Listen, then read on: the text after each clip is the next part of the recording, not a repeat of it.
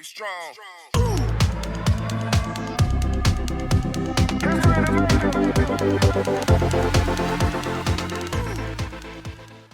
Hello, my friends, Welcome. and welcome to Bojutsu! And here we are again with another episode of Titans Season 3, Episode 4 Yeah! review for you. And if you don't know who we are, I go by Day, and I he go- is... Ron. Yeah! So, we are loving Titans. OMG, OMG, OMG. If you guys have not watched this episode, so you know, spoiler alert, spoiler alert, spoiler alert. Go watch the video, then come back here to get our review on it. I'm going to let Day go ahead and lead us off. How did it begin? So, this was actually kind of like a slower paced episode, I want to say, of Titans. I know the first three that we got a little bit more fast action. Okay. So the episode starts off with Superboy kind of like regretting, or that he failed to save Hulk, Yeah. And they're sitting there in the kitchen, and it's him and Beast Boy. And Beast Boy is trying to, like, console him. Then he's starting to regret being a half-breed. When I say half-breed, I mean, like, mixed with Lex and Superman's power. Yeah, like he felt that his left side failed him, as in wanted him to fail. Right, exactly. And, Beast Boy is trying to tell him, like, there was kind of like nothing you could have really done. Like, and don't say, because you are who you are. But then he kind of like takes a shot at Beast Boy. Yeah, he does. Telling him, that you're not. And I really like that because he said, it's coming from someone who's a cat, basically. Yeah, the line. exactly. Like, what did you do? At least I was trying, right? And that's the Beast. That's the Superboy that we love and know from Young Justice, right? Right. So I like that they made him a little attitude, but then old girl interrupted. Right. So then Dove. we have the scene where Dove is sitting there, and she's like, "Well, I felt too." Yeah. She pulled pulled the trigger. Yeah, she did, and that was kind of like the mastermind plan behind what Robin was actually trying to tell him. Or Red Hood, I should say. Yeah. Was like, hey, you guys are kind of like you. In any situation, you can't always be there to save everybody.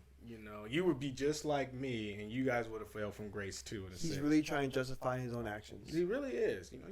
He's being a little Red Hood right now. Right? Being a little menace. Yeah. So, and then from there, Robin and Dick Grayson and Dove going, Dove's leaving, she's going to Paris, and I understand why they went ahead and did this, because they're getting ready to take on villains that are more difficult, and Hawk and Dove are at their peak. Right. They're more like Golden Age heroes. Right. So I get why they writing them off, or write one off and basically writing them off, right? Yeah, they're kind of like grown.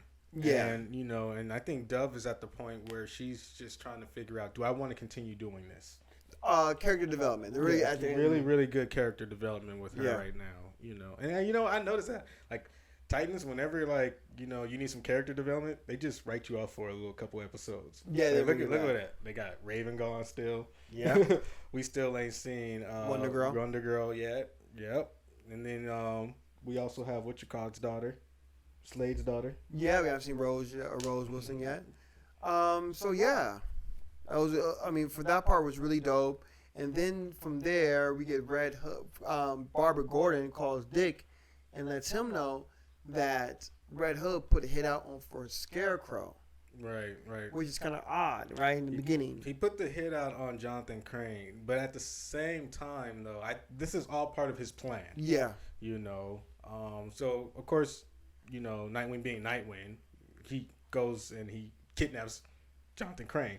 Because he knows that, okay, if someone's pulled like that, they have pull everywhere else. So he goes and pulls him out and takes him to this warehouse where Bruce took him. Yeah, it's like a mini warehouse. Or cabin. It's cabin. Well, yeah. Well, first they had the little mini road trip. Oh, that's right. We had a kidnap. That fight scene was dope, and how he knocked out all the security guards, and Jonathan Crane was like, "Oh, that you look like an old pro." Yeah, you look like an old pro. Like hitting like I know who you are. I like the back and forth that he keeps giving him. Like he's just trying to get in his head. This take on Scarecrow is a different take, but I like it. Yeah, I do. It really is. It's not so much of the ones that we're like used to. He's kind of like a dick. Yeah, but you know, he's kind of like a therapist. Yeah, at the same time. Which is he tells you what you didn't want to hear, but you already knew. Exactly. You know, and he has some truth in his telling Dick that Bruce runs on fear. Yeah. You know. Yeah. So going back into that after the car scene, you know, then they hit up the cabin. Now before the cabin scene pops up, we have a scene between Starfire and Beast Boy. Oh yes, and I'm loving the dynamic of Starfire and Beast Boy. It's funny, very entertaining. Those two actors have chemistry together. You can tell they really do.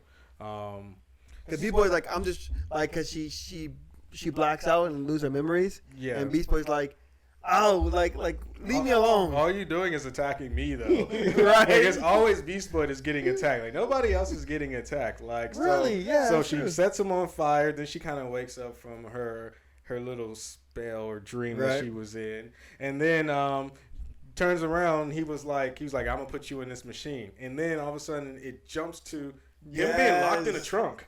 Yeah, it's like how you get locked in a trunk. Yeah, like, bro, what did you do?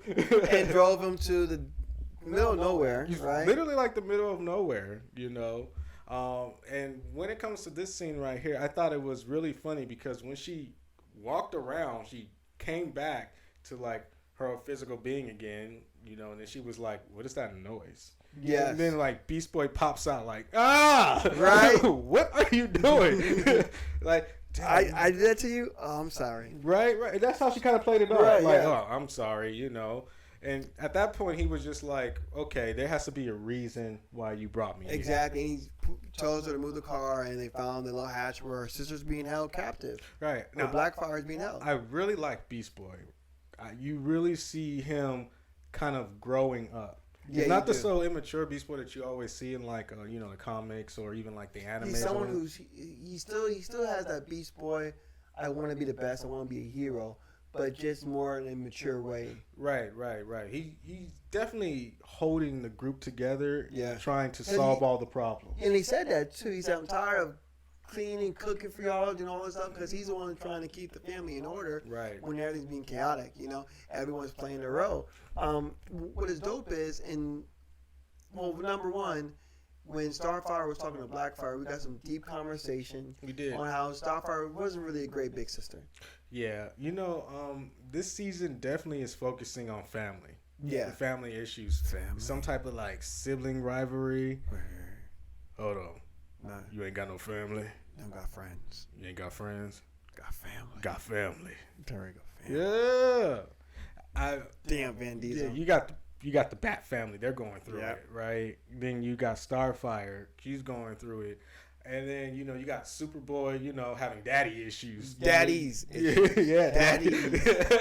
I think the only one who's kind of like calm right now is Beast Boy, in a sense. In a sense, yeah. No, but he's having Raven issues. And he's talking to himself in the last. That's kind of like being like depressed, like my girl's Yeah. going away. But I mean, as far as like family issues, he's like the only Agreed. one. Yeah. Now, and it's great that we saw Starfire, you know, her and her sister getting a little fight scene in the cube was dope. We learned that the government has many different single places to hold certain mutants or metahumans. Right. What is this one called? The D&D, which is technically not like Dungeons and Dragons, Yeah. but I mean it's Department of Department of Defense. Yeah, exactly. That handles ETs, which was interesting. Only one person was in control of that whole facility. Yeah, but remember, no, he said there's many other ones. So I wonder what other titans they're going to find in other pods like that, because I believe, correct me if I'm wrong in the comments below, if I believe Beast Boy grabbed some things. It did look like he grabbed something towards the end. So maybe something for him or other mutants, other metahumans. Right. So it was real interesting what he said. He was saying that, you know, this right here is meant to contain her. See, I like you. I like Beast Boy. I like, you know, what all you guys are about. Yeah. But this one, she's unstable. Exactly. You know, she's chaotic. You know, she has too many issues going on, and we had to like really neutralize her. And I want to know, you know, because her emotions, I know from a Tamaranian, their emotions control their powers. Yeah. Right. So that's probably why she is more powerful than Starfire, is because she has so much rage in her. It's kind of like when it comes to like the green arrows and the yellow arrows. I mean, not green arrows, but the green lanterns and the yellow lanterns. Yeah. No. I definitely the red lanterns really, because they're the one with rage. Right. And they're supposedly the ones that are the strongest. Actually, even the purple ones too. You know. Yeah. That love hate. What's stronger? Let us know in the comments below. And so that was dope. I like the dynamic. We're great to see where that's gonna go with Blackfire's sister, and then we come across fight scene. So we get Dick and we get great commentary between Dick and Jonathan Crane in the warehouse. How he explains the wolf scene where there's wolf chasing Dick, and Dick was scared of the wolf, but he realized I can kill this wolf. It should have been scared of me. Yeah. And he's basically saying Tim should be. Jason Todd should be scared of me. Right. I like how he set that up too, because he made it seem like, oh, you know, Batman did this to me, and that was just like a ploy, just to like kind of like get Jonathan Crane kind of vulnerable, to him make him say, well, you know, he used your fear against you, and you know that's what he does, and then he was like, no, that's not what he did. No, he taught me something. Exactly, like he did. He taught me how to use fear as a weapon. Mm-hmm. Right? How fear is my ally. Right. Now, the interesting thing that he did say in there was that when Todd came to me, he was damaged because of you guys. Yeah. So you can't put this blame on me. Then he tried to bring it to Bruce Wayne. He's damaged because of Bruce Wayne. And then he was really kind of toying with him to let him know, like, this is him. This was already him. Exactly. This was going to be him regardless because of what has transpired. Like, you all play a part in his doing. Like Hawk was trying to explain to Dick, like, we pushed him to the next level. We did. You know, so we had to deal with him. We didn't take the time to actually listen to his pain. Yeah. You know, and help him heal. On to the fight scene of Red Hood versus Nightwing. Yes. I have to say the choreography is sticking towards the autistic T. I'm saying that wrong. The authenticness? Yes, of the comics and the animated of series on how Red Hood fights, like with the guns and everything. It's so dope. Yeah, the incorporation of his fight scenes with, you know, the hand-to-hand combat, and then, you know, the quick trigger, you know, but also, you know, you have Nightwing's, which was, it was like spot on, you know. Oh, what spot on, yeah. You know, he's more of like a defensive fighter. You know, it's funny you say that because Red Hood says to him, oh, you fight just like the old man. Yeah. Fight scene was dope. It was unfortunate that Barbara interrupted and being nosy. But you know, this is what Dick gets from the bank incident. It's karma. Yo, but at the same time, she should have respected his wishes. Yo, if he's Batman, she should be like Mr. Gordon. Right? You know? Mr. Gordon ain't never interfered on Batman's affairs. He had him. It's a new age and day, though. But, you know, if he caught him, then we wouldn't have no more episodes. That would be good. Nah, he would have escaped because it would have been part of his plan. Which he did escape, which was part of his plan anyway. And he kept Scarecrow. So we did get confirmation, because you said in the last episode that Red Hood was working with Scarecrow. I think he's either working with him or he needs something from him. Yeah, exactly, because of he did tweak his chemical fear to make him fear less. I think so. And I think that's really messing with his decision making right now. So it's not 100% Jason Todd. It's Jason Todd on steroids. I mean, it's Red Hood on steroids. I hope you guys enjoyed our reaction or review to Titans episode 4 of season 3. Titans is going on great. I give it an A+. I give it just because of the pacing. We got a lot of backstory, but I give it a high B. High B. Yeah. Let us know down below what you guys give it and what you guys think Red Hood's next move is going to be and what Blackfire's next move is going to be. Everything's left on a cliffhanger. It is, but that's how we love it. That's how we love it. That makes good TV. You know who I am, Mr. Day. And I am Broan. Yeah. Be strong.